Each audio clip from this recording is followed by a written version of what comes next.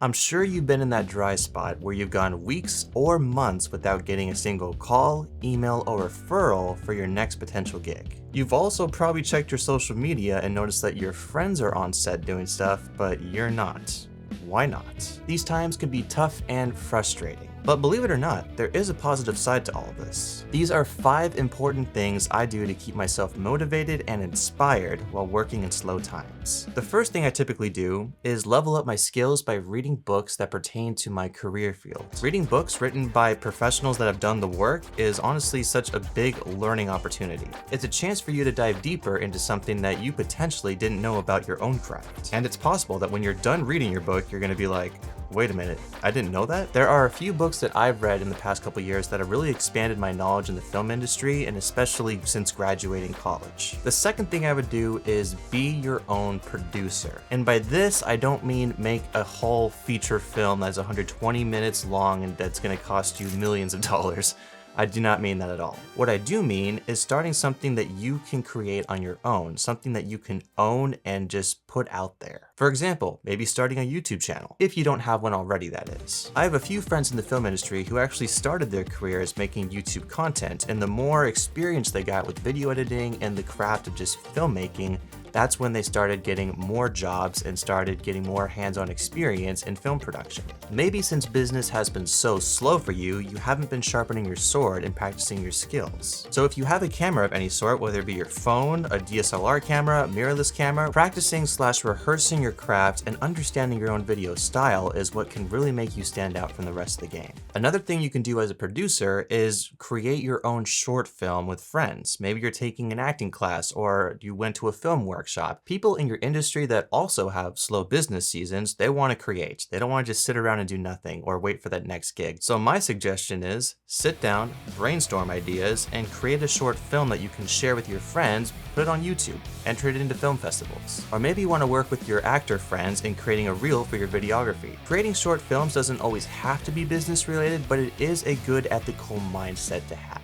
The third thing that you can try doing is signing up for workshops in your space. By workshops, I mean videography workshops, lighting workshops, sound workshops. By signing up for workshops and actually attending them and being on time, it creates an opportunity that allows you to network and connect with other individuals who are also creatives and looking to do similar things as you are. It's also a great opportunity to get hands-on experience working with some really high-level tech. There could be a $100,000 camera that you could never get your hands on, but by attending that one workshop, you can get your hands on it and see what it's like to record something with it. By attending these workshops, you also give yourself the opportunity to meet industry professionals. Whether or not they've made big pictures or smaller pictures, you get to meet variety of all sorts of creators. It's pretty amazing, honestly. But you always do want to watch out for those that are all talk and no action. And especially watch out for those that talk about only their projects and never have anything to ask about your stuff. Because if someone is always about themselves, then it kind of shows that they're very self-absorbed. The fourth thing that you can do that not a lot of people actually think to do is watch movies. Get inspired by new and creative ideas. Original ideas, believe it or not, are actually not original ideas. They're ideas that have been created from another idea in the past. We're always retweaking ideas or making something new out of what already exists. A movie that I saw recently on Amazon Prime was 28 Days Later. So